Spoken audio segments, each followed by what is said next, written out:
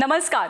Quick hill प्रस्तुत Majha Katta powered by Chandukaka Saraf and sons private limited, Chitale उद्योग समूह आणि ऑडिओ पार्टनर स्टोरीटेलमध्ये मी ज्ञानदा कदम आपल्या सर्वांचं स्वागत करते. एका गोष्टीशी तुम्ही आम्ही सगळेजण सहमत असू की आपल्यापैकी कुणीही किती मोठं झालं, किती मोठ्या पदावरती काम केलं तरी आपल्या शिक्षकांना आणि त्यांनी दिलेल्या शिकवणुकीला आपण कधीच विसरू शकत नाही. आणि म्हणूनच शिक्षक दिनानिमित्त आपल्या आसपासच्या ज्ञात अज्ञात शिक्षकांप्रती कृतज्ञता व्यक्त करूया आणि आजच्या शिक्षक दिन विशेष कट्ट्यावर नामवंत शिक्षणतज्ञ राम ताकवले सरांशी संवाद साधूया. सरांचा जन्म एका मध्यमवर्गीय कुटुंबात झाला. घरी शिक्षकी वातावरण होतं. शाळेत असल्यापासून समाजकार्याची त्यांना ओढ होती आणि यामुळेच आपलं करिअर निवडताना त्यांनी शिक्षकी पेशालाच प्राधान्य दिलं. त्यांच्या शिक्षकी पेशाची सुरुवात झाली पुणे विद्यापीठातले भौतिकशास्त्राचे प्राध्यापक म्हणून. त्यांची मुलांना शिकवण्याची पद्धत पहिल्यापासूनच वेगळी राहिली. केवळ पुस्तक असं न करता भविष्यातली सगळी आव्हानं विचारात घेऊन त्यांनी शिक्षण क्षेत्रात बरेच नवीन प्रयोग केले. जेव्हा संगणक युगाची फारशी चर्चाही नव्हती तेव्हा 80च्या दशकात मुलांना संगणक साक्षर बनवण्यासाठी त्यांनी पुढाकार घेतला आणि नंतर राज्यातल्या MKCLच्या स्थापनेतही महत्त्वाची भूमिका बजावली. ज्या पुणे विद्यापीठातनं त्यांनी प्राध्यापिकी सुरू केली त्याच विद्यापीठाचे आणि देशातलेही सर्वात तरुण कुलगुरू बनण्याचा मानही त्यांनी मिळवला. इतकंच नाही तर राज्यात दूरस्थ शिक्षणाची सुरुवात आणि त्यासाठी यशवंतराव चव्हाण मुक्त विद्यापीठाच्या स्थापनेत त्यांचा वाटा मोठा आहे.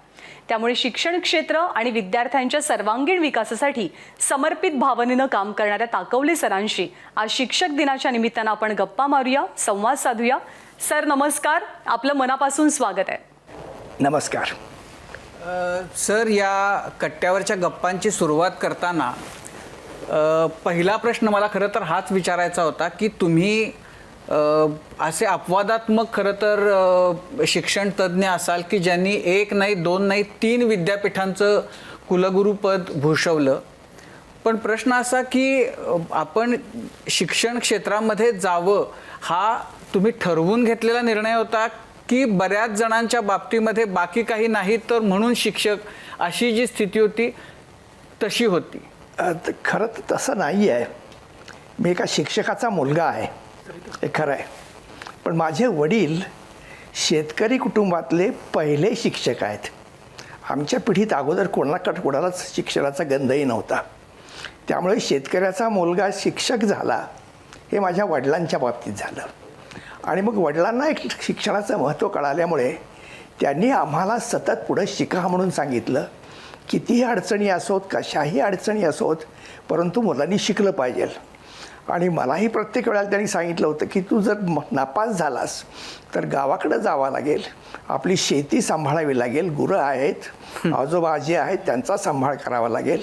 अशी माझी खरी सुरुवात आहे.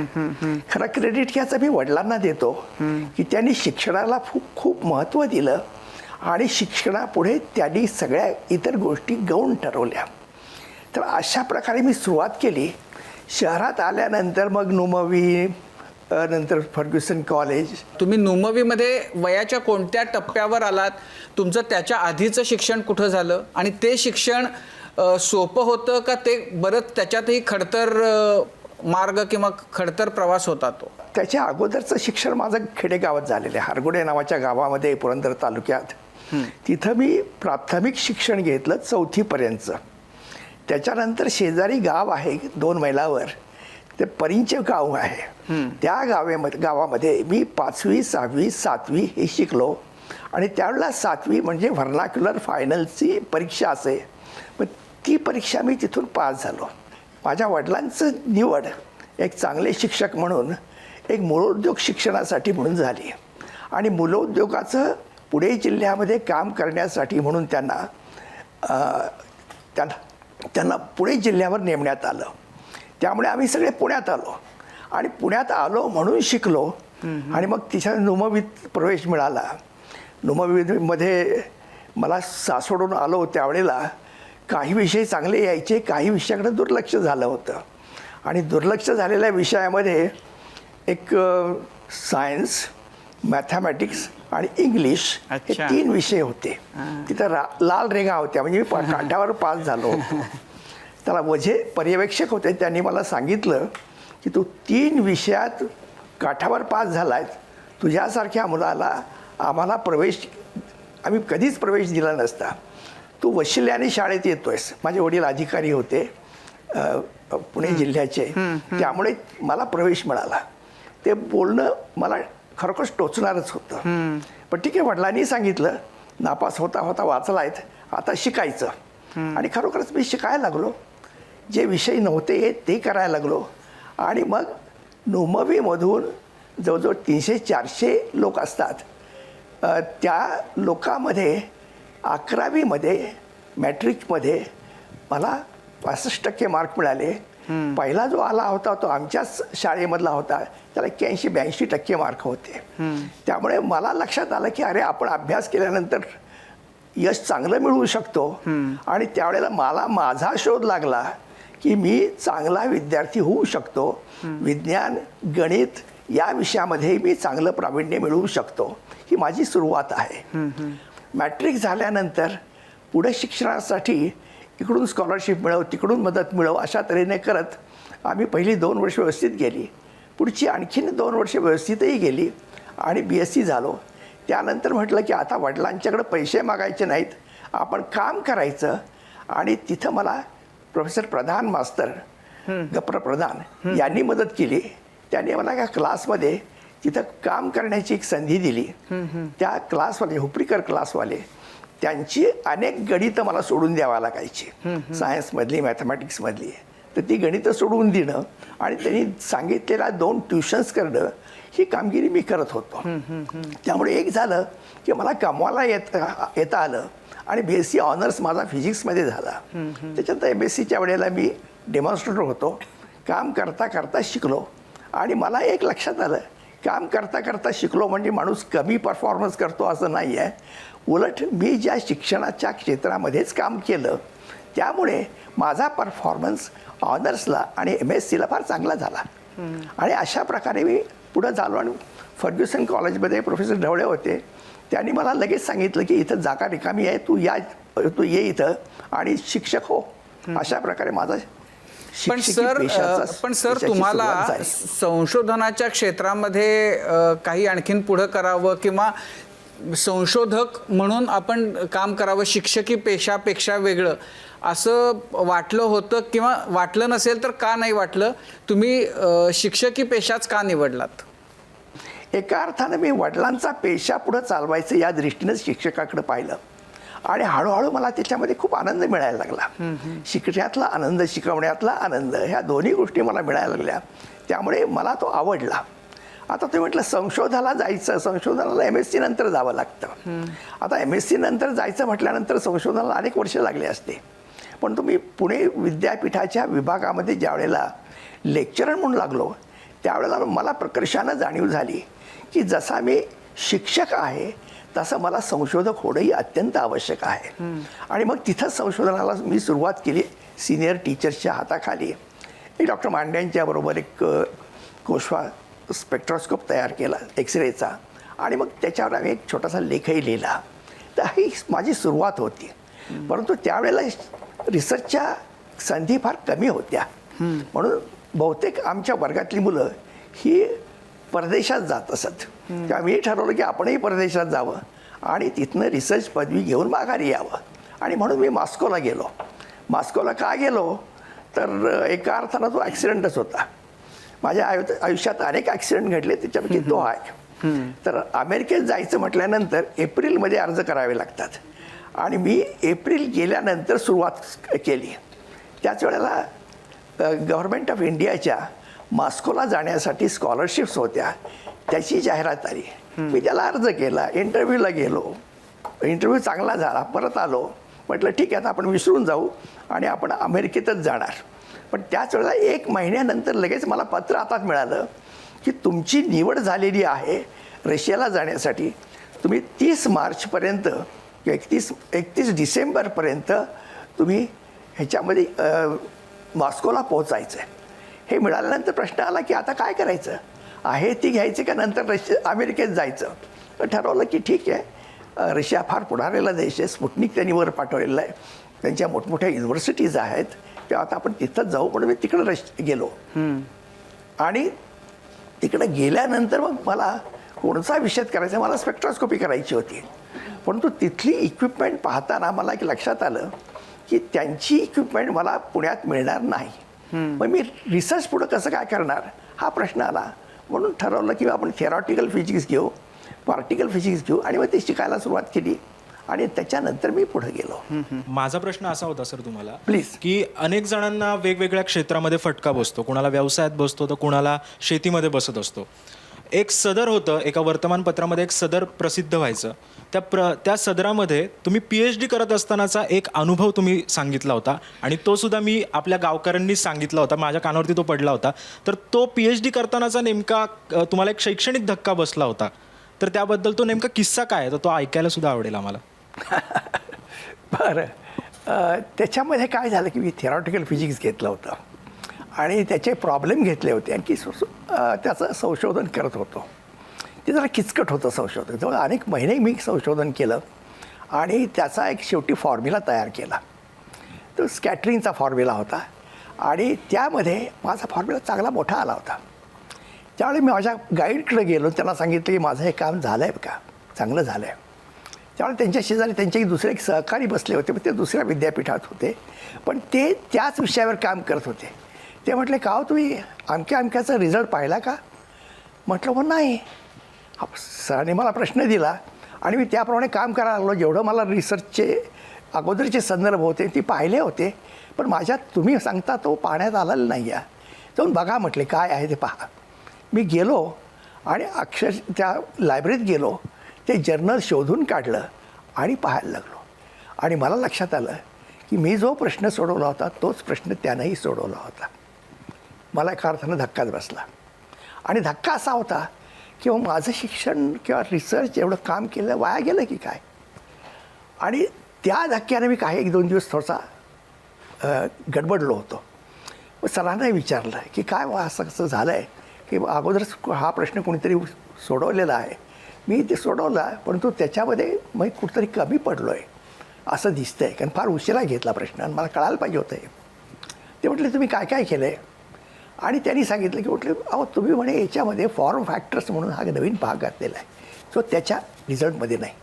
आणि मग ह्या फॉर्म फॅक्टरमधनं काय येतं आणि त्याच्यातून काय निष्पन्न होतं हे मी काढलं. पहिलं मला लक्षात आलं की त्यांचा फॉर्म्युला आणि माझा फॉर्म्युला अगदी काय प्रत्येक घटकासह तसाच होता, प्रत्येक साईनमध्ये सुद्धा तसाच होता आणि माझा बाकीचा जो फॉर्म फॅक्टरचा भाग होता हा माझा नवीन होता. तेव्हा त्याच्यातून मला एक लक्षात आलं की आपण दुसऱ्याचा फॉर्म्युला चटकन तशाच प्रकारे करू शकतो, म्हणजे आपण योग्य मार्गानं चाललो आहे.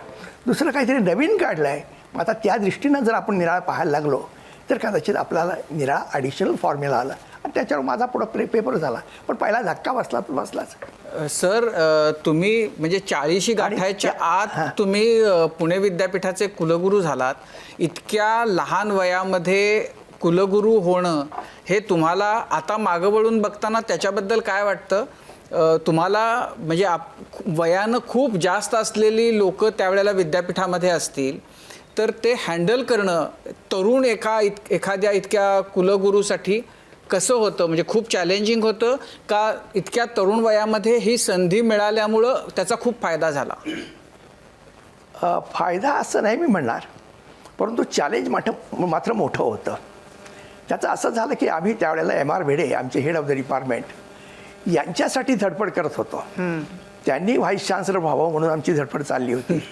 आणि त्यावेळेला जो सर्च कमिटी होते त्यामधल्या एका मेंबरनं आपल्या भावाचंच नाव टाकलं आणि ते भाऊ त्यांचे दत्तक गेले असल्यामुळे त्यांनी सांगितलं की हे माझे नात्यातले लागत नाहीत. आणि त्यामुळे 3 लोकांचं पॅनल शेवटी वर्तमानपत्रात प्रचंड गाजलं आणि इतकं झालं की शेवटी गव्हर्नरांनी सांगितलं की हे पॅनल मी कॅन्सल केलं आहे, आता दुसरे पॅनल तयार करा मला द्या. त्या MR भिड्यांचं नाव त्याच्यात होतं. पण ते पॅनल कॅन्सल झाल्याबरोबर ते माझ्याकडे धावपळत आले. राम म्हणजे तुझा बायोडेटा मला दे. कशासाठी तर व्हाईस चान्सलरच्या पॅनलसाठी. म्हटलं सर तुम्ही जोक तर करत नाही ना, मी या वयात तरुण वयात कसं काय होऊ शकतो, मला नाही व्हायचं आहे, माझं अजून प्रोफेसरचं करिअर व्हायचं आहे पुढे हे सांगितलं. त्यांनी एकदम नाही म्हणे तू जर दिलं नाहीस तर तुझ्यापेक्षा कमी दर्जाचे लोक आहेत ते इथं विद्यापीठात येऊन बसतील, मग ते चालतील का तुला? म्हटलं नाही चालणार. मग बायोडेटा दे. मी बायोडेटा दिला आणि विसरून गेलं. म्हटलं माझ्यापेक्षा कोणीतरी चांगला श्रेष्ठ माणूस विद्यापीठात मिळेल असं मला एक खात्री वाटत होती. परंतु 1 महिन्यानंतर अचानक माझं नाव पॅनलमध्ये आहे हे कळालं मला. आणि एवढंच नव्हे तर मला ह्यांच्या कुलपतींच्याकडून म्हणजे चान्सलरकडून मला निमंत्रण आलं आणि त्यामुळे मी तिथे गेलो, त्यांच्याशी बोललो. ते म्हटले ही एवढी जबाबदारी पेलवणार का, तुम्हाला घेणार का? म्हटलं सरच घेईन म्हटलं. आणि मग त्याच्याबद्दल तुम्ही चॅलेंजेस म्हणालात तर काय, म्हणजे बेसिक सगळ्यात मोठं चॅलेंज काय होतं? त्यावेळेला सुधारणा कोलॅप्स व्हायला लागल्या होत्या ज्या काही केल्या होत्या अगोदर त्या 2-4 वर्षामध्ये, आणि त्याच्या पुढचा मार्ग काढायचा होता. म्हणजे त्यावेळेला सेमिस्टर सिस्टीम आम्ही राबवली होती अगोदर. आता मी 72 साली प्रोफेसर झालो, त्यामुळे मी तिथं एक सिनियर माणूस मानला जात होतो तरुण असलो तरी. आणि त्यामध्ये सेमिस्टर सिस्टीम यावी, निराळ्या शैक्षणिक सुधारणा व्हाव्यात या दृष्टीनं आम्ही धडपड करत होतो. आणि त्यावेळेला सेमिस्टर सिस्टीम आम्ही सायन्स विभागामध्ये फॅकल्टीमध्ये राबवली होती आणि ती व्यवस्थित चालू होती. तशीच कुलगुरूंनी सांगितलं की आपण सगळ्याच डिग्र्यांना ही सेमिस्टर सिस्टीम लावू. मग आर्ट्सला, मग कॉमर्सला, ह्या दोन्ही स्ट्रीमला एक सेमिस्टर सिस्टीम लावण्यात आली. सायन्सला अगोदर होतीच. आणि त्यामुळे काय झालं की परीक्षा खूप वाढायला लागल्या आणि जवळजवळ एकेका फॅकल्टीच्या 28 परीक्षा असत. 28 परीक्षा जर चालवायच्या तर 1 महिना पूर्णपणे लागत असत. आणि त्याच्यामध्ये दर सेमिस्टरला परीक्षा घ्यायला सुरुवात करायची. तर एका सेमिस्टरची परीक्षा झाला 28 दिवस. दुसऱ्या सेमिस्टरची परीक्षा घ्यायला लागल्या की समजा त्याच दिवशी घेतली तर तेवढेच 28 दिवस. आणि तिसरी सेमिस्टरची पद्धत आली त्यावेळेला जवळजवळ दुप्पट वेळ लागायला लागला. आणि जवळजवळ 2 महिने अशी प्रिपरेशन पाहता पाहता जवळजवळ 3 महिने आमची परीक्षेतच जायला लागली. आता एवढ्यांचे पेपर्स एकत्रित आणायचे, तपासायचे, रिझल्ट लावायचे, ही कामगिरी फार कठीण होती. त्यामुळे जवळजवळ 2.5-3 महिने रिझल्ट लावायला लागायला लागले आणि त्याच्यात ते गडबड व्हायला लागल्या खूप. कारण एका मार्कशीटवर 100 एंट्री असायच्या. त्या 100 एंट्री लिहून हाताने काढायच्या म्हणजे ह्युमन एरर जरी 1 in 1000 धरली ना तरी 10% मार्कशीट चुकीच्या सापडायच्या. एवढा गोंधळ झाला होता की सर एक्झामिनेशनच्या सेक्शनची सगळी मंडळी आली आणि मला म्हणाली सर तुम्ही काही करा, ही सेमिस्टरची बंद करा, पण आता आम्ही लोकांचं टार्गेट झालो आहे, सगळ्या चुका आम्हीच करतो आहे असं लोकांना वाटतं आहे, त्यामुळे आता तुम्ही आम्हाला सोडवा याच्यातून. अशा तऱ्हेने आमची सगळी स्टाफ आला होता एक्झामिनेशन डिव्हिजनचा. आता त्याच्यामध्ये मला एकच उत्तर दिसत होतं की संपूर्णपणे कॉम्प्युटराईज करणं. त्याच्या अगोदर कॉम्प्युटराईज करण्याचा प्रयत्न झाला होता. टाटा कन्सल्टन्सीना दिली होती, पण टाटा कन्सल्टन्सीला एक कळलं नाही की विद्यापीठामध्ये दररोज नियम बदलतात किंवा अगोदर केलेला नियम सापडतो, त्यामुळे त्या निराळे नियम घेऊन यायचे आणि टाटा कन्सल्टन्सीकडे द्यायचे आणि त्यामुळे त्याला चेंज करायचे सॉफ्टवेअर. आता ते सॉफ्टवेअर कुठंतरी फ्रीज करावं लागतं, पुढं बदल घ्यायचे नसतात आणि तेच वापरावं लागतं. त्याच्यात गोंधळ व्हायला लागला. त्यामुळे ते मॅन्युअलीच सगळं पुढं परीक्षा घ्याव्या लागल्या, आणखीन सगळं पुढं रिझल्ट करावे लागले. हा एवढा प्रचंड गोंधळ झाला होता की आता ह्याच्यातून कोण कोणाला वाचवतोय, सिस्टीमला वाचवायचं का विद्यापीठाला वाचवायचं, हा एक प्रश्न जवळजवळ आला होता त्यावेळेला. आणि म्हणून त्याचं उत्तर माझ्याकडे होतं ते कॉम्प्युटरायझेशन आहे, एवढं एकच होतं. ते कॉम्प्युटरायझेशन आपण करूया मोठ्या प्रमाणात आणि त्याच्यातून मार्ग काढू. तर त्याच्यात काळे कन्सल्टन्सी काळे आम्हाला मिळाले. त्यांनी ते काम फार चांगल्या तऱ्हेनं केलं. आणि एक काळेंनी एक मला सांगितलं होतं की सर मी तुमच्या हाताखाली काम करीन, कोणत्या ऑफिसरच्या हाताखाली मला ठेवू नका. आता याचं कारण मला कळत होतं, कारण काय की कोणत्या अधिकारच्या हाताखाली म्हटल्यानंतर त्याला ते कॉम्प्युटरायझेशन कळालं नाही तर तो काय डिरेक्शन देणार. म्हणून मी त्याला माझ्या हाताखालीच काम करायला लावलं. त्यांची टीम होती आणि ॲडव्हायझरी बॉडीही होती आणि अशा प्रकारे सुरुवात झाली. अक्षरशः त्याच्यानंतर आम्ही संपूर्णपणे सिस्टीम ही बरोबर काय 1 महिन्यात 6 महिन्यामध्ये परीक्षा पूर्ण करायला लागलो आणि त्याच्यानंतर बाकीच्या गोष्टींना सुरुवात करायला लागलो. त्याच्यात आणखीनही काही गोष्टी केल्या. म्हणजे 3-3 तासाचे पेपर आम्ही 2-2 तासावर आणले. दिवसाचे 2 पेपर घ्यायचे म्हणजे 3-3 पेपर घ्यायला लागलो. हे असं केलं, खूप केलं त्याच्यामध्ये आणि त्याच्यातून मार्ग सापडला. त्याचा सक्सेस एवढा होता की कॉमर्स विषयाचे 30,000 पेपर आम्ही तपासले, त्याचा रिझल्ट लगेच लावला आणि ती पत्र मुलांना आणि कॉलेजेसला गेली. 21व्या दिवशी परीक्षा संपल्यानंतर रिझल्ट लागला होता. तर लोक विचारायला लागले, अहो हे मागच्या वर्षाचे आहेत का या परीक्षेचे आहेत, असा एकदम मी यश मिळवलं. त्या कॉम्प्युटरायझेशनचा मला फायदा झाला. सर, म्हणजे हल्लीच्या काळामध्ये, अलीकडच्या काळामध्ये शिक्षण क्षेत्र म्हणजे एकूणच प्रत्येकच क्षेत्राबद्दल काय पद्धतीनं आपण समाज चर्चा करतो माहिती आहे, आपण सगळेच जण जाणतो.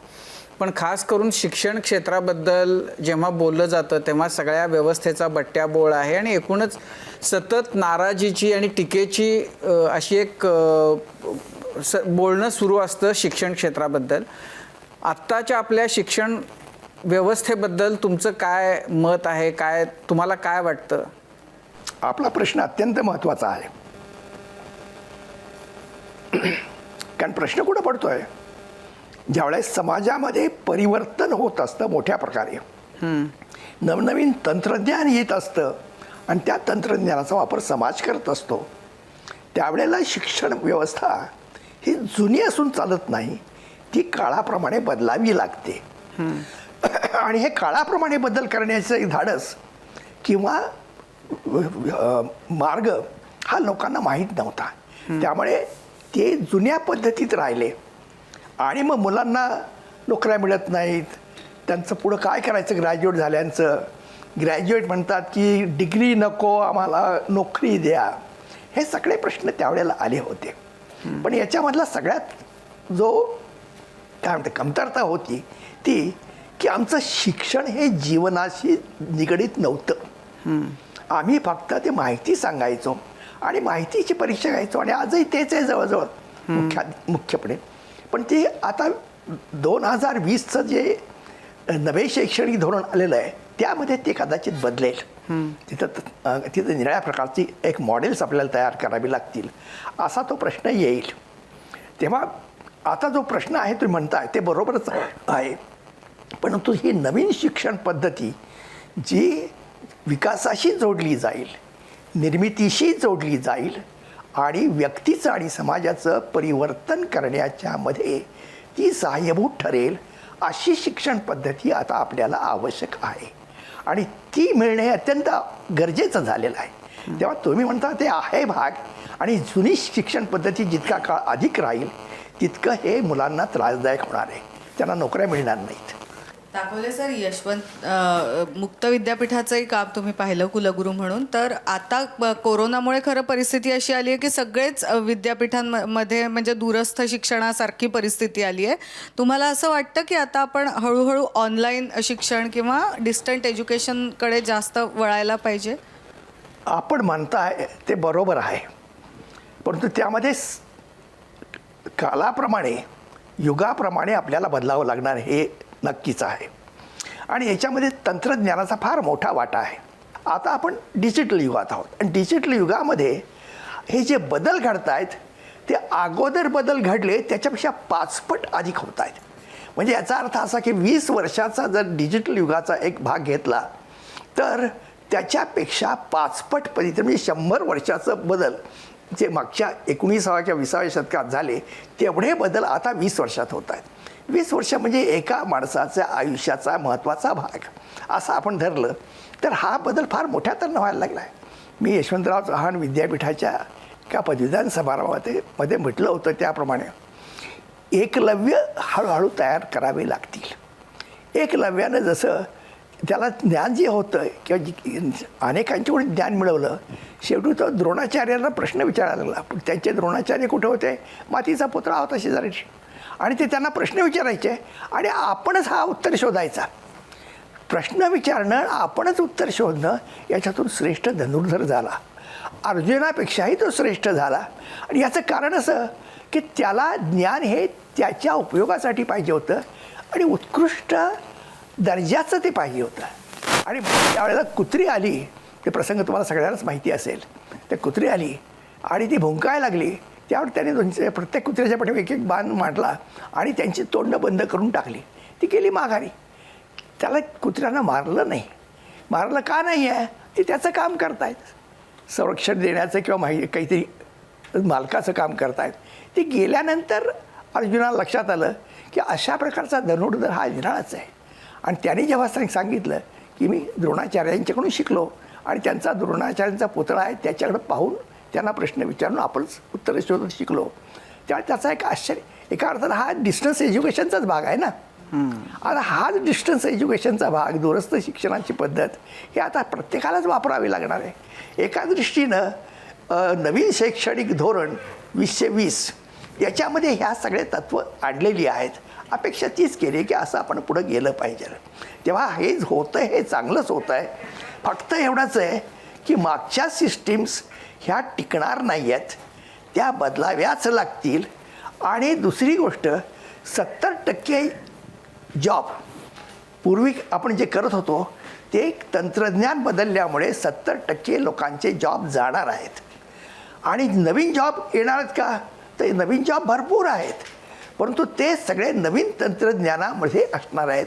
आणि मग नवीन तंत्रज्ञान जर वापरताना त्याला नवीन नवीन गोष्टी करायला लागला तर तो नवीन युगाचं काय म्हणता येईल स्ट्रक्चरिंग करतोय, निर्मिती करतोय आणि त्याच्यासाठी तो काम करतोय, असं होईल. सर, पण हे होत असताना एकीकडं मार्कांचे टक्केवारी म्हणजे एकूणच त्याचा स्तर जो आहे तो खूप उंचावलेला दिसत असताना दुसरीकडं गुणवत्ता त्या प्रमाणात वाढत नाही आहे, असं काही तुमचं निरीक्षण आहे का? काय असतं की आम्ही मार्क वाढवले म्हणजे बुद्धिमत्ता वाढते असं नाही आहे.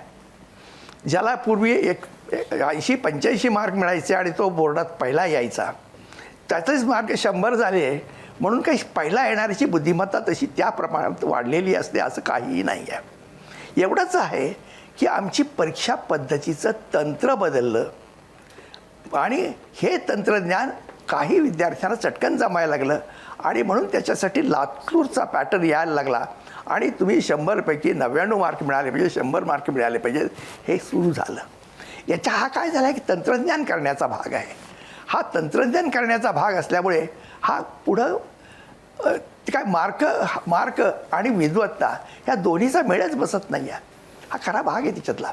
त्याच्यामध्ये खरा भाग जो आहे तो विद्यार्थ्याचं खरं ज्ञान कुठनं येतं, त्याची एक त्यांनी ज्ञान मिळवलेलं आहे, कमावलेलं आहे, ते ज्ञान त्याला वापरता येतं का आयुष्यात, आणि आपलं आयुष्य घडवता येतं का, समाजाचं आयुष्य घडवता येतं का, त्या ज्ञानाचा वापर करून आपल्याला विकास साध्य करता येतो का, हे प्रश्न राहतातच. आणि ते आता शिकवावं लागणार आहे. आणि म्हणून शिक्षणाचा जीवनाशी संबंध आणला पाहिजे. आणि पुन्हा आपण आता हळूहळू गांधींच्या विचाराकडे गेलं पाहिजे. गांधींनी म्हटलं होतं की खेड्याकडे चला किंवा जीवन शिक्षण द्या. म्हणजे जीवनातून शिक्षण, जीवनासाठी शिक्षण, जीवनभर शिक्षण ही त्यांची कल्पना होती. ती आज एका अर्थानं महत्त्वाची ठरते. फक्त त्यांचा तंत्रज्ञानाबद्दलचा जो आग्रह होता की मला तंत्रज्ञान असं पाहिजे की जे सगळ्या समाजामध्ये लोकांच्या हातात जाईल, ते नव्हतं त्यावेळेला. आणि मास प्रोडक्शन म्हटल्यानंतर मास वर्कर्स तयार होतात आणि त्याच्यामध्ये वर्कर आणि मालक आणि मजूर ही अशी विभागणी होऊन जाते. ती विभागणी आपल्याला टाळायला पाहिजे. ते नवीन डिजिटल तंत्रज्ञान वापरून करता येईल का, तर माझा विचार असा आहे की करता येईल. आणि तिकडं आपण हळूहळू गेलो तर हा परीक्षेचा प्रश्न आहे. ही जी पाठांतरावर ठेवलेल्या अभ्यासक्रमावर ही त्याचं एक तंत्र झालेलं आहे. आता ते काढून टाकलं पाहिजे. मग काढून टाकलं पाहिजे तर मग अभ्यासक्रम तरी कसा पाहिजे हो, कन्सेप्ट बेस्ड एज्युकेशन. कारण तीच कन्सेप्ट तुम्हाला प्राथमिक शाळेत शिकवता येते, माध्यमिक शाळेत शिकवता येते, कॉलेजमध्ये शिकवता येते, पदव्युत्तर स्तरावर नेता येते, संशोधनही करता येतं. म्हणजे लोकशाही म्हटलं तर लोकशाही कन्सेप्टवर तुम्हाला सगळ्या पातळीवर तुम्हाला शिकवता येतं.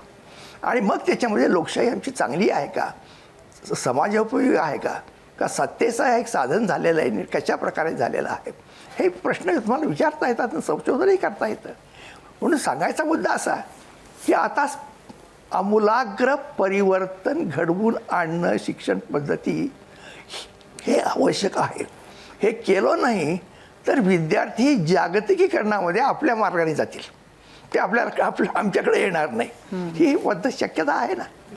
दाखवले सर, खरं तर आत्ता आपण शिक्षण पद्धतीबद्दल बोलतोय, पण तुम्ही 3 विद्यापीठांचं कुलगुरू पद भूषवलंय. तर मला राहून हा प्रश्न विचारावासा वाटतो की विद्यापीठ म्हटलं की इतके शेकडो कॉलेजेस झाले, मग विद्यार्थी संघटना असतात, बरं तरुण रक्त असतं. तर असे काही चॅलेंजेस तुम्हाला आले का या तुमच्या कारकिर्दीमध्ये, की मोठं काही आंदोलन झालं, संप झाला, बंद झाला आणि मग ते तुम्हाला हँडल करावं लागलं? आता पुढे विद्यापीठाचा कुलगुरू झाल्यानंतर तिथले जे प्रश्न असतील ते मुलं घेऊन यायचीच. त्यामुळे हे सगळे फेस केलेलंच आहे. म्हणजे आम्ही म्हणतो की कुलगुरू जोपर्यंत ते घेरावमध्ये सापडत नाही तोपर्यंत तो कुलगुरू होतच नाही.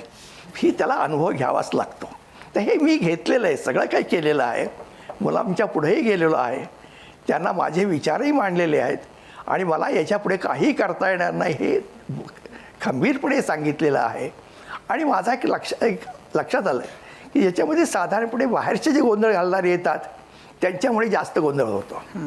कारण ते पॉलिटिकल विद्यार्थी बनलेले असतात आणि आलेल्यापैकी बरीचशी निराळ्या विद्यापीठाचे किंवा निराळ्या बाहेरचे विद्यार्थी असतात, असे काही त्यांचे संघटक असतात आणि ते जास्त गोंधळ घालतात. तेव्हा आम्ही त्यांना सांगायचो की विद्यार्थी असतील तरच आमच्याकडे या, विद्यार्थी नसताल या विद्यापीठाचं तर मी तुमच्याशी बोलणारच नाही, कारण माझा तुमचा संबंध नाही आहे. अशा तऱ्हेचे स्टँड घ्यावा लागला. आणि अनेक प्रश्न आम्ही त्यांना मी काय करू शकतो सांगायचो, कायदा काय सांगतोय ते सांगायचं. आणि तुम्ही प्रश्न म्हणताय हे बदलाचा भाग आहे किंवा शासनाचा भाग आहे किंवा मला काहीच करता येत नाही. त्या शेवटी मुलांना पटायला लागलं. म्हणजे मी नेहमी शिक्षकाची भूमिका घेतली कुलगुरू असतानाही आणि त्यांना सगळ्या गोष्टी पटवून द्यायला लागलो. आणि हे सांगितल्यानंतर मुलांना पटतं. ते मात्र तुम्ही एका अर्थानं सर्वांना एका समानतेनं जर पाहायला लागलात तर घडतं. अशी उदाहरणं माझ्याकडे आहेत की ज्यावेळेला मी स्टँड घेतला आणि ज्यावेळेला विद्यार्थ्यांना कळालं की सर एखादा सिंडिकेटचा मेंबर असेल आणि तो माणूस आला माझ्या एका मुलाला घेऊन, तर त्याचाही प्रश्न सोडवत नाहीत, कारण त्याला वेळ गेलेली असते. आणि म्हणून बाहेर जे 10-12 विद्यार्थी थांबले होते की सरांनी जर ह्याचा पेपर स्वीकारला, म्हणजे अर्ज स्वीकारला परीक्षेचा, तर आपण सगळ्यांनी घुसायचं ना, सांगायचं की आमचे आता अर्ज स्वीकारा. पण तसं घडलं नाही. आणि तो माणूस आला, सर काय ऐकत नाही रो, असं त्यांनी बाहेर सांगितलं. ते सगळी मुलं हसली आणि शांतपणे निघून गेली. आता याचं काय म्हणायचं की त्यांना इम्पार्शल पद्धतीनं जर आपण रचना केली की आपले कार्यक्रम त्यांना दाखवल्या, तर म्हणतो मुलांचा नियम तोडा असं मुलं सहसा म्हणत नाहीत. पण तुम्ही आम्हाला निवडणार काहींना नियम लावणार, काहींना नियम लावणार नाही, हेही आम्हाला चालणार नाही. हे मुलांची मागणी हीच असते. खरं म्हणजे आता हाच की परीक्षा कशासाठी घ्यायची आणि त्याचा उद्देश काय, हाच महत्त्वाचा विषय आहे. आणि शिक्षण म्हणजे काय आणि शिकवणं म्हणजे काय, हेही प्रक्रिया आता निराळ्यानं आपल्याला पाहावं लागणार आहे. माझे 2 प्रश्न आहेत. एकतर कुलगुरू म्हणून तुम्ही तुमचे अनुभव सांगितलेत, पण शिक्षक म्हणून समाधान देणारे क्षण आयुष्यातले कुठले होते आणि आपल्या शिक्षण व्यवस्थेमध्ये परीक्षा पद्धतीवर सर्वात जास्त टीका होते, तर ही परीक्षा पद्धत आपण बदलू शकतो का? त्यात काय बदल अपेक्षित आहेत आगामी काळात? खरं म्हणजे तुम्ही परीक्षा पद्धत काढूनच टाकायला पाहिजे.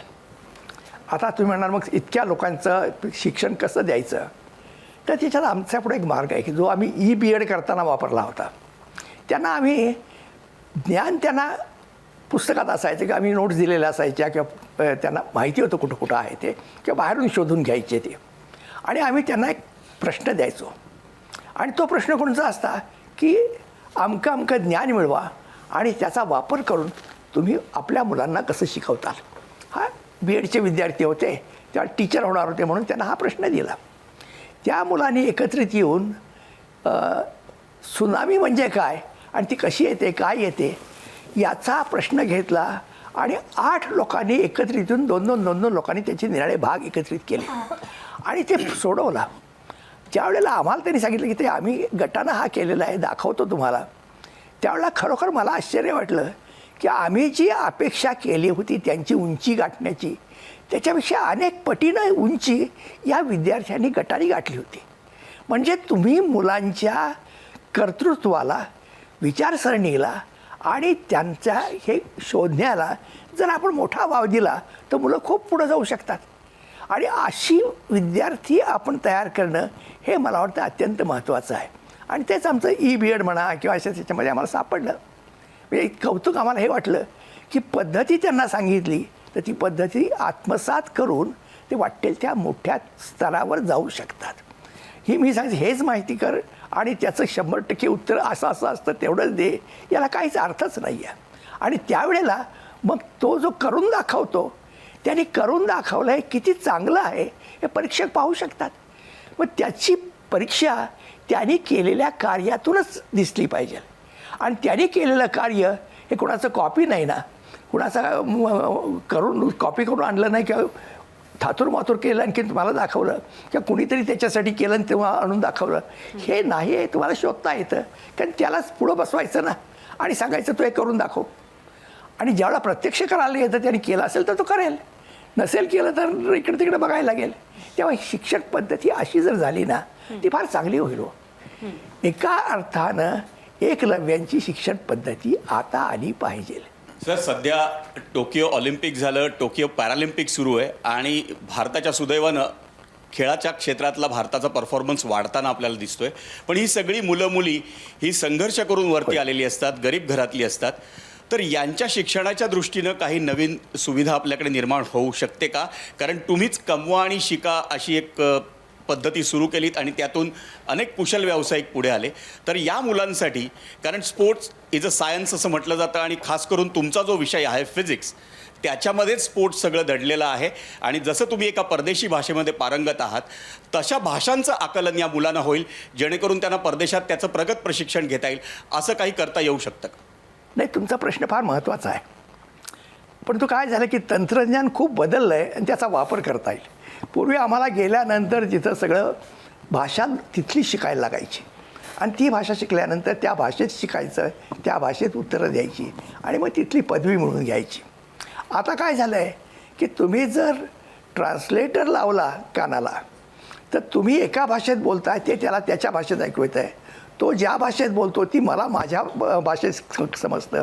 त्यामुळे मला आता त्यांची भाषा शिकायची गरज नाही आहे आणि हे तंत्रज्ञान मला त्यांची भाषा सहज ट्रान्सलेट करून मला चटकन देतं.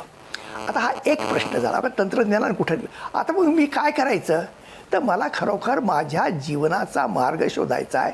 मला माझं जीवन घडवायचं आहे आणि मला माझं भविष्य घडवायचं आहे. भविष्य घडवणारं जीवन असलं पाहिजे हेच खरं शिक्षणातला महत्त्वाचा भाग आहे. आणि मग माझं भविष्य मी कसं घडवू? त्यावेळेला तुम्हाला कोण व्हावं असं वाटतं अनेकांना अनेक गोष्टी वाटतात. पण ते सगळे होऊ शकतात का? नाही. त्याला अनेक दृष्टीनं त्यांनी स्वतःला तयार करावं लागतं. स्वतः तयार होऊन ती कौशल्ये शिकावी लागतात आणि ती कौशल्ये शिकल्यानंतर त्याचा वापर करून मला निर्मिती काय करता येते, परिवर्तन काय करता येते हेही शिकावं लागतं. आता अशा प्रकारे तो जर करायला लागला तर त्याला साहजिकच जे निर्माण केलेलं आहे ते निर्माण केलं त्यांनी लोकांना विकावं, द्यावं आणि त्याच्यातून 4 पैसे कमवावेत. सर, एक छोटा प्रश्न आहे. तुम्ही 3 विद्यापीठांचे कुलगुरू होतात. बऱ्याचदा आपण असं म्हणतो की सगळ्यांना समान पातळीवर येऊन शिकता आलं पाहिजे, म्हणजे तो एक बेस जो आहे तो एकत्र असला पाहिजे. पण मला कायम हा प्रश्न पडलेला आहे की प्रत्येक विद्यापीठाचा अभ्यासक्रम वेगळा का असतो? कायमच म्हणजे जे पुणे विद्यापीठात शिकवलं त्याच्यापेक्षा विपरीत अभ्यासक्रम हा कोल्हापूर विद्यापीठात असतो, शिवाजी विद्यापीठात, किंवा त्याच्यापेक्षा संत गाडगेबाबा विद्यापीठात वेगळा अभ्यासक्रम असतो. तर आपल्याकडे हे का आहे आणि हे म्हणजे योग्य आहे की ह्यात खरंच बदल करण्याची आवश्यकता आहे? सगळ्यांना समान अभ्यासक्रम असायला पाहिजे जेणेकरून समान स्पर्धा होईल आणि त्याचा दर्जाही वाढेल. पहिली गोष्ट, शिक्षणातून स्पर्धाही काढून टाकली पाहिजे. कारण स्पर्धा करायला लागलो ना की मग त्याच्यातला श्रेष्ठ कोण आणि कनिष्ठ कोण हे सुरू होतं आणि एकमेकांना पुढं खेचायचं किंवा मागे खेचायचं सुरू होतं. स्पर्धाच नको आहे. एकलव्य कुणाची स्पर्धा करत होता का शिकताना? नाही. पण तो सर्वश्रेष्ठ धुरंधरही झाला ना, तो धनुर्धर झाला. आता हेच आहे ते करू शकला कारण त्याला त्याचे प्रश्न सोडवायचे होते संरक्षणाचे आणि ते त्याच्या जंगलामध्ये जे प्राणी आहेत त्यांना उगाच मारून करायचं नव्हतं. तर त्याला वाचू नये, पण फक्त त्यांनी मला त्रास देऊ नये या दृष्टीनं तो पास होता. म्हणजे त्याचे प्रश्न त्यांनी निराळ्यापणाने मांडले होते आणि ते तो साध्य करत होता. एका अर्थानं हळूहळू आपल्याला समाजाचा विचार अशाच प्रकारे करावा लागणार आहे. त्यामुळे हा जो प्रश्न आहे ना की तुमचं कंटेंट कोणतं आहे, तर आपण कंटेंट विरहित ज्ञान मिळवायला लागू ना. म्हणून कन्सेप्ट बेस्ड लर्निंग, तुमचं सिलेबस हे कन्सेप्टच असलं पाहिजे. आणि कन्सेप्ट बेस करायला लागलं तर शिवाजी युनिव्हर्सिटी असो नाही तर आणखीन कोणती युनिव्हर्सिटी असो की जगातली कोणती युनिव्हर्सिटी असो, त्या कन्सेप्ट त्याच राहणार. डेमोक्रेसी तशीच असणार आहे, ऑर्गनायझेशन तसंच असणार आहे. त्याच्यामधले लर्निंगच्या डेफिनेशन्स पुढं कसा वापर करायचा ते तसंच असणार आहे. तेव्हा या बेसिक प्रोसेसेस आहेत, या कन्सेप्ट ज्या आहेत त्याच्यावर आधारित जर आपण शिक्षणक्रम केला तर जगामध्ये तो सगळीकडे वापरू शकतो. आणि तुम्ही अप्लाय करताना कुठं जाणार आहात, मी माझ्या समाजामध्ये करणार आहे, त्याचा वापर करून मला माझ्या समाजामध्ये काहीतरी घडवून आणायचं आहे. आणि घडलेला समाज विकास झालेला समाज मला घडवून आणायचा हे मी पाहणार. आणि त्याच्यातून माझे प्रश्न त्या लोकांना कळतात का त्यांचे प्रश्न मी कशाला घ्यायला लावू. तेव्हा हा एक गोष्ट होते. मला एक गोष्ट तुम्हाला आवर्जून सांगायची आहे की ज्यावेळेला परिवर्तन किंवा विकासाचा प्रश्न तुम्ही पुढं मांडता त्यावेळेला प्रश्न निराळे होतात. मी कानपूरच्या IITमध्ये गेलो होतो, काही दिवस तिथं मुक्काम होता. आणि मग सकाळी उठल्यानंतर मी मोकळेपणाने त्या मोठ्या आवारात गेलो. ॲडमिनिस्ट्रेशन बिल्डिंग होती, नोटीस बोर्ड होते आणि निराळ्या प्रकारचे मी पाहत चाललो होतो. एक म्हणजे दिलं की आमचे प्रोफेसर हे परदेशातले प्रॉब्लेम्स आणून आमच्याकडं का सोडून घेतात, असा एक प्रश्न त्यांनी विचारला होता. आणि त्याच्यामध्ये त्यांनी सांगितलं होतं की मला न्यूयॉर्कमधल्या सिटी लायब्ररीमधलं ते हे इलेक्ट्रिफिकेशन कसं करता येईल की ज्यामुळे सगळीकडं उजेड समान पडेल, हा त्याने प्रश्न दिला होता आणि त्याचा डेटा त्याला आणून दिला होता. आता तो म्हटलं हेच जर पाहिलं तर आमच्या लायब्ररीमध्ये सगळीकडे उजेड कुठं असतो सारखा नसतो, मग तो का नाही दिला मला प्रश्न. हा त्याचा प्रश्न बरोबर होता. एक कुठंतरी आमचे टीचर कॉपी करतायत. आम्ही कॉपी न करता निर्मितीची दिशा स्वतःची जर शोधली त्याप्रमाणे करायला लागलो तर मला वाटतं टीचर्सही बदलतील आणि विद्यार्थी त्यांच्या पुढे जाऊन बदलू शकतो याची मला खात्री आहे. सर एक छोटा प्रश्न आहे की म्हणजे शिक्षकांचं महत्त्व प्रत्येकाच्या आयुष्यात खूप अनन्यसाधारण असतं. म्हणजे तुम्हाला पण तुमचे शिक्षक त्यांच्या आठवणी आठवत असतील, पण अलीकडच्या काळामध्ये असं का होतं की मुलांना आणि शिक्षकांना त्यांच्या विद्यार्थ्यांनी आपले शिक्षक दोन्ही आठवत नाहीत? कारण असं झालं आहे की ज्ञान कुठून मिळवायचं त्यावेळेला शिक्षक हा एकच सोर्स होता. त्यामुळे त्याच्याकडे जे ज्ञान असेल ते त्याने आपल्याला द्यायचं आणि मला दिलेल्या ज्ञानाबद्दल मी त्याचा आभार मानतो किंवा उतराई होतो की तो माझा एक गुरु म्हणून आपण त्याला ती स्थान देतो. आता हे शिक्षण पद्धतीमध्ये ज्ञानाचं एक सार्वत्रिकरण झाल्यामुळे आणि नॉलेज नेटवर्क फार मोठं झाल्यामुळे हे सगळ्यांना उपलब्ध असतं. आणि माझे प्रश्नही आता बदललेत. मला फक्त ज्ञान कुठनं मिळवायचं हे तुम्ही जर मला शिकवलं की लर्निंग स्किल्स मी शिकलो, सेल्फ लर्निंग शिकलो, तर मला जगातलं कुठलंही ज्ञान मिळवता येतं. प्रश्न पडतो असा की मी कशासाठी शिकायचं सगळं. मला माझे प्रश्न सोडवायचे आहेत, माझ्या आयुष्याचे प्रश्न सोडवायचे आहेत, मला माझं भविष्य घडवायचं आहे, माझ्या गावाचं भविष्य घडवायचं आहे, माझ्या समाजाचं भविष्य घडवायचं आहे, माझ्या कम्युनिटीचं भविष्य घडवायचं आहे. असे प्रश्न जर मी घ्यायला लागलो तर जगाचं ज्ञान घेऊन मी माझे प्रश्न उपस्थित करेन आणि ते सोडवण्याची धडपड करेन. मला वाटतं हे आपण एक आणला पाहिजे, दृष्टिकोन हा आणला पाहिजे आणि तो हळूहळू आल्याशिवाय राहणार नाही याची मला खात्री आहे. सर एक छोटासा प्रश्न, कुलगुरू डॉक्टर राम ताकवले आणि राम ताकवले ही दोन आयुष्य जगताना कुठलं जास्त आनंदाने जगायला आवडतं आयुष्य? माझं ज्या वेळेला पुणे विद्यापीठाचं कुलगुरुपद संपलं, 6 वर्ष झाले, 2 टर्म मिळाल्या होत्या आणि झाल्यानंतर मी हैदराबादला एका सेमिनारसाठी गेलो होतो आणि एक 2-3 दिवसांनी मला चार्ज द्यायचा होता आणि त्याच वेळेला मी अगोदर जाऊन आलो तिथं. तेवढ्यात मला चान्सलरांचा, गव्हर्नरांचा फोन आला की तुम्ही आल्यानंतर मला लगेच भेटा. मग माझं सेमिनार संपल्यानंतर गेलो, त्यांच्याकडे गेलो. त्यावेळेला त्यांनी सांगितलं की ताकवले तुमच्यासाठी एक नवीन जागा आहे, नागपूर विद्यापीठाचं तुम्हाला कुलगुरू म्हणून मी नेमणूक करतो, जाता तिकडे. आता त्यांना मी नाही म्हणणार नाही असं कल्पनाच नव्हती, पण त्यांना मी सांगितले सर मी आता 6 वर्ष प्रशासन खूप केलं आहे, लोकांचे प्रश्नही सोडवले आहेत, त्याच्यात कुठं पळून गेलो नाही, काही नाही. आणि मला वाटतं मी चांगल्या प्रकारे काम केलं आहे. पण आता मला तेच प्रश्न सोडवायचे नाहीत. मी प्रोफेसर होतो त्यावेळेला मी कुलगुरूपेक्षाही वरचा होतो. म्हणजे माझ्या क्षेत्रामध्ये मी जे टॉप असेल तर तो कुलगुरू त्याच्या क्षेत्रामध्ये टॉप आहे का असं नाही. ती सत्ता त्यांच्याकडे आहे, पण तो ज्ञानसत्ता माझ्याकडे आहे. म्हणून प्रोफेसर म्हणून मला जास्त काम करण्याची इच्छा. आणि त्याच्यानंतर मी हळूहळू डिपार्टमेंटला गेलो आणि शिकवायला सुरुवात केली. इच्छा हीच होती की आपण आता प्रोफेसर म्हणून शेवटपर्यंत राहायचं. हे मी करायला लागलो. पण तेवढ्यात मला संधी मिळाली की ओपन युनिव्हर्सिटी करायची, कारण ओपन युनिव्हर्सिटीबद्दल मला खूप माहिती मिळाली होती. मग त्याची एक टेप होती थायलंड युनिव्हर्सिटीची, ओपन युनिव्हर्सिटीची. विचित श्रीसान या नावाचे प्रोफेसर होते, त्यांनी तयार केलेली कन्व्होकेशनची होती. मी वसंतदादा पाटलांना ते एका कार्यक्रमासाठी पुण्यात आले, त्यावेळेला त्यांना दाखवली की हे म्हटलं की बघा, हे मुक्त विद्यापीठ असतं, त्यामध्ये समाजाचं शिक्षण करता करता आणि समाजामधले संस्थात्मक म्हणजे पोलीस असेल, शेतकरी असेल, आणखीन कुणी असेल, काम करणारा मजूर असेल, त्यांच्या क्षेत्रामध्ये काम करताना त्यांचा दर्जा कसा वाढवता येईल अशा प्रकारचं शिक्षण त्यांनी तिथं सुरुवात केली. ती व्हिडिओ प्रोफेसर राम रेड्डी होते, त्यांनी ह्यांना दाखवली, राजीव गांधींना दाखवली. तर त्यांनी ती पाहिली आणि ते म्हटलं की आपण हे विद्यापीठ आपण स्थापन करू राष्ट्रीय पातळी. त्याच्यातून Indira Gandhi national open university तयार झाली. ती आम्ही वसंतदादा पाटलांना दाखवली. पण दुसऱ्या दिवशी ते राजीनामा देऊन ते राजस्थानमध्ये गव्हर्नर म्हणून नेमणूक झाली.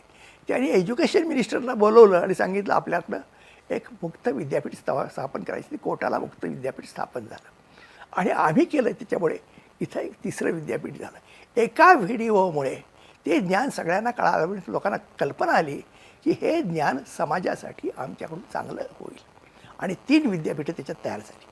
शेवटचा प्रश्न माझा खरं तर, तुम्ही शिक्षणासाठी तुमचं सगळं आयुष्य वेचलत असं आपण म्हणूया. शिक्षण तज्ज्ञ ही तुमची ओळख आहे. शिक्षण सम्राट व्हावं असं तुम्हाला कोणत्याच टप्प्यामध्ये का वाटलं नाही?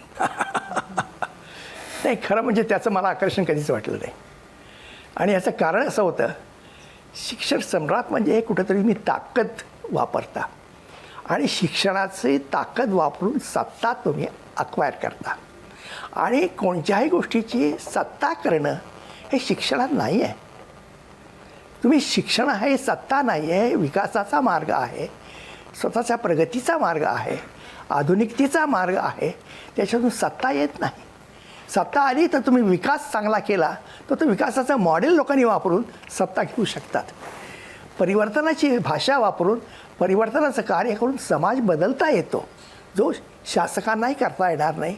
म्हणजे एका अर्थानं शिक्षणाचा जर आपण जीवनाच्या अंगाने विचार केला, समाजाच्या अंगानं जर विचार केला तर हे शिक्षणाचं कार्य हे परिवर्तनासाठी फार मोठं आहे, फार मोठं आहे.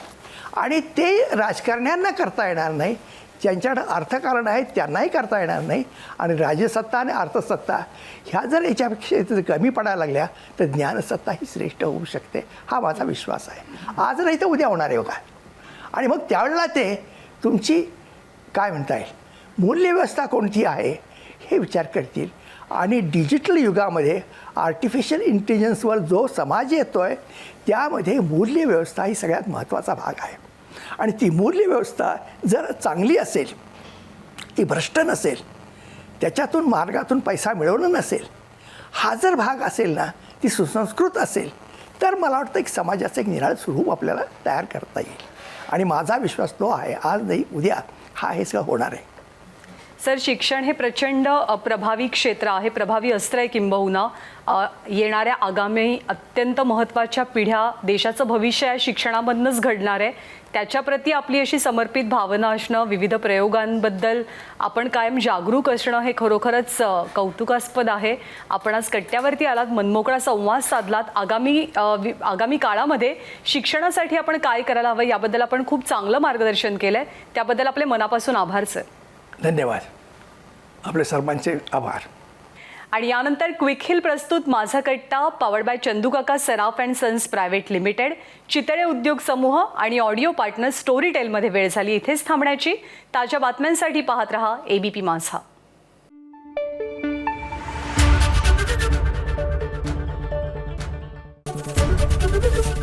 ABP माझा, उघडा डोळे बघा नीट.